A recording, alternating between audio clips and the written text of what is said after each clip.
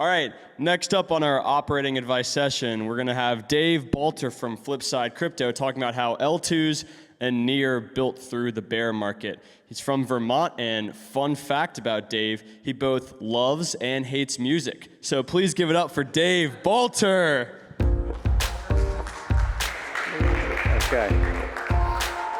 Okay. So let's roll back the clock to May of 2022.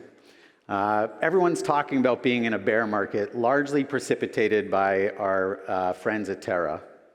Slides, clicky, clicky, clicky. There you go. Okay. So largely precipitated by our friends at Terra. Now, this didn't feel very much like a bear market. It felt fat and lazy and soft and cuddly and kind of cute. So you fast forward now, 18 months later, here we are today. This is a little bit more like what a bear market feels like. It's a bear in a bag. Now, the last 18 months have been brutal. SBF, FTX, Celsius, BlockFi, Taurus have left, regulation by litigation, countless startups have failed, and among others, L2s, their protocols, blockchains have had to do a lot to survive during this era. So what I've been asked to speak about today is how did L2s perform in this bear market? Or if you want to think about it differently, why blockchains are like grocery stores with sports teams that operate like banks. Now, bear with me on this. I promise you it's going to be interesting. So like all good stories, this story begins with milk rolls. If you don't know what milk rolls are, they are a soft, round British bread. They were created in 1863 or so, most associated with Blackpool out of the UK. And if you live in the UK, you may go to Tesco to get your milk rolls. Now, about 20 years ago, 2 decades ago, Tesco was doing an evaluation of all of their products across all of their stores, and they noticed something pretty obvious. Milk rolls sold really poorly. Nobody wanted to buy milk rolls. So they went to pull them off the shelves. They were going to get rid of milk rolls across all stores until one analyst internally did a study and found out that the top 1% of all buyers in the store, people who bought the most often, came there solely to get milk rolls. And so you can imagine what Tesco did. They left the milk rolls on the shelves. And the lesson is your most loyal customers are likely to behave differently than others. Which brings us to sports teams. And speaking of the UK, we're going to talk about a sports team called Derby County. Now, some of you might not know Derby County. They go on record for their 2007-2008 season, which was the worst record ever. They had 1 win, 8 draws, and 29 losses. It got so bad that the opposing team would stand at the midfield line and they would kick goals in from the midfield line just to make fun of the opposing team. Now, what's amazing about this is that even with this history, 23,000 attendees showed up to every single game, and in 19 out of 23 seasons, they were the top 20 of attendance. Okay? So what's happening here? That even in bad markets, your loyal fans are going to remain loyal. Okay, which brings us to the last piece, which are banks. Now, we've all been through 2023. Most of you probably remember earlier in the year, SVB was the 3rd largest bank failure in US history. Some background on SVB, they were founded in 1983 or so. In 2015, they supported 65% of all US startups, and by December of 2022, 56% of their loans were to venture capitalists, 85% of which were uninsured. So now, due to some poor risk management decisions, due to rising interest rates, they got in trouble, and the VCs went out and told all of their portfolio companies to take their money out of SVB. And so the classic bank run was on, and SVB had a bit of pain, and by March 17th of 2023, they declared bankruptcy. And the lesson here is that banking, the only thing that matters is how much liquidity you have. Okay, now you may be wondering why I'm telling you all this. I'm going to remind you again that the data shows that blockchains are like grocery stores with sports teams that operate like banks. Okay, now, the data I'm about to show you, you're going to ask, where the hell did you get this data? The data comes from Flipside Crypto. There's 140,000 analysts in Flipside Crypto. They produce 88,000 queries every single day. They produce 123 dashboards every single day. And you might ask why they do that. The first reason is because the data is entirely free. So anyone can come use that data to do whatever they want with it. They can download it to their heart's content, run queries, do everything they want to do with it. And in the ultimate bear market hack, if you're an analyst, you can come and get paid by us to run queries. Okay, now let me show you how this works. We take delegations from our blockchain partners. We stake those delegations. We turn that into yield, and we take that yield and we break it into little bite-sized bounty payments, and we use those to incentivize analysts to build on demand whatever is needed. So if we want to go ask a bunch of analysts what happened to L2s in a bear market, they will actually give us all sorts of insights that we can begin to base this on. So let's get to the data. So the first thing we're going to show you is that truly in a bear market, L2s acted like banks and they pursued liquidity. So here's the first bit of data. None of this is going to be a surprise. You've got Arbitrum at the top, 1.8 billion in assets, 400 million from GMX. You've got Optimism at 600 million. They have $68 from me, so that adds to the tally there. You have Base at 300 million, Arrow, which is ZK Sync, has 115 million, and Near, which is not an L2, has 70 million. That's really important. Okay, liquidity is essential. It's critical for solvency. For most L2s, it's the thing that powers DeFi and lending and DEXs and everything in between. But there's also a problem, which is liquidity is a FOMO shell game. Okay, take, for example, ZK Sync. ZK Sync, as we all sort of know, has been a hot topic lately. They raised $458 million in capital, 3.5 times that of Arbitrum. And everybody's waiting for a ZK Sync airdrop. If you go online, you're going to see all sorts of blogs that say, like, ooh, here's how you do all these things to get your ZK Sync airdrop when it happens. Okay, now, what does that do? That means that people in this space who have liquidity in other L2s are shifting them around. So right here, you've got a Sankey chart, which shows that 550 million of Ethereum outflowed into ZK Sync last month alone.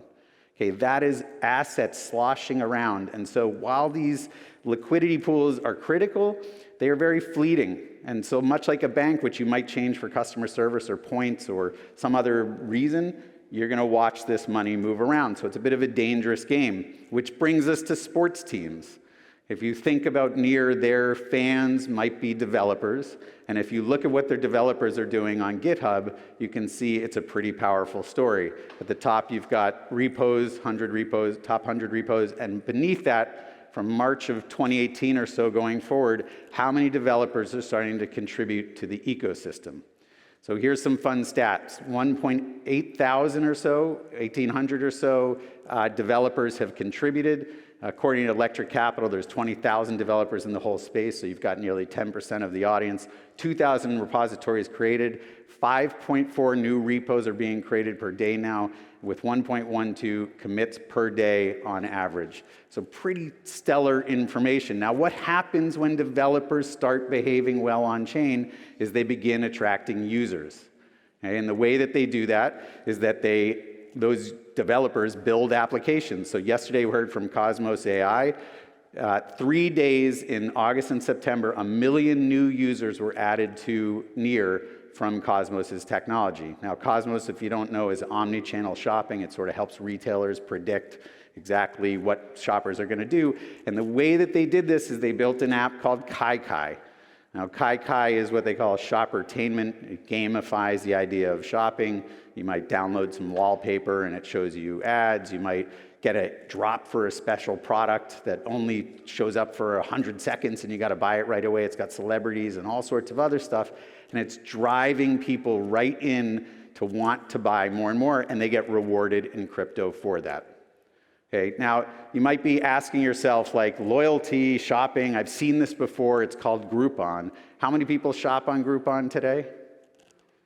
Yeah, you 0. This guy almost gave me one. That's true. Most of us don't shop on Groupon anymore. We don't really care about it. It's good for whale watches, by the way. If you want to go on a whale watch, that's where you might go. Groupon has 1.42 billion in assets right now. Okay, so when you talk about loyalty, all of us, I mean, me included, I don't shop on Groupon, nothing against Groupon, but I don't shop on Groupon, but holy crap, that's still pretty big all these years later. The most loyal fans remain loyal over time. Okay, now this whole time you're probably scratching your head and say, but what about the goddamn milk rolls? I care about those milk rolls. Top 1% of shoppers, how do we think that the loyal customers who are hanging out within NEAR, how do we think they're behaving? Maybe differently from others, which is true. On average, the customers or the users in NEAR who are doing 5 or more transactions, that's happening 4 to 10 times more often than on other chains. Okay, so 4 to 10 times more than on other L2s or blockchains. So about 2 million, rolling last quarter, you got about 2 million wallets with 5 or more transactions in NEAR, and in other comparables, they're less than 500,000, less than 200,000.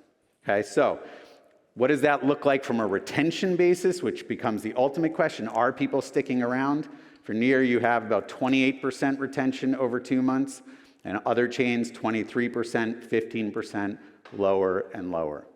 Okay, so what does this really mean? If you want to think about this, users who show up to blockchains for liquidity behave very differently than users who show up to take part in dApps and other types of programs. And if you're looking for long-term retention and engagement, you're going to go after folks who are developing products that are going to sustain users for the long run. So let's summarize a little bit here.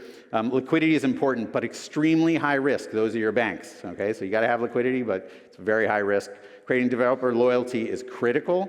Those are your sports teams. You want developers to be there. Your fans are going to stick around, and your best users will behave differently once they start to engage, much like the milk roll buyers in a grocery store. Okay, so the lesson here, if you haven't figured this out yet, is if your bank doesn't have enough liquidity, then there's not enough money to buy milk rolls to put on the jersey of your favorite sports team, possibly. Okay, but this is crypto, so if you stake the jersey, you're going to get milk roll socks. Nobody wants socks? Okay, it's probably not true. Okay, if you want more data on Layer 2s, TKV Research is an amazing analyst. He built a dashboard on Flipside called Layer 2 Wars. It's at fscrypto.co/layer2. Definitely go check that out. Updates in real time. Pretty amazing stuff. And I was asked a little bit, since we're talking about bear markets, I was asked a little bit to sort of summarize what it might be to build in a bear market. So I have 4 tips for you if you're building. We all got sort of gone through the last 18 months. 4 tips for building in this recent bear market. So the first is avoid building for the bull. We heard a lot of people actually trying to build products waiting for a bull market to come back. You got to build whatever product you build, you got to build for the time you're in at the time you're in it. Otherwise, you're at problem 2, which is you are going to struggle to survive. If you're not here, you're not going to be able to get into a bull market. So you might have to do some things. You might have to reduce employees. You might have to churn out some stuff, but you got to size your business to survive. Number 3, let the tourists leave. Okay, this is really important. Both your users, many developers, many users might go elsewhere. That's okay. They were here for a period of time, they're gone. And some of your talent that maybe were recruited in from big companies during the last bull market, they're going to go. That's okay. Because the last piece is you want quality wallets to stick around. Quality users and wallets will stick around for the long run.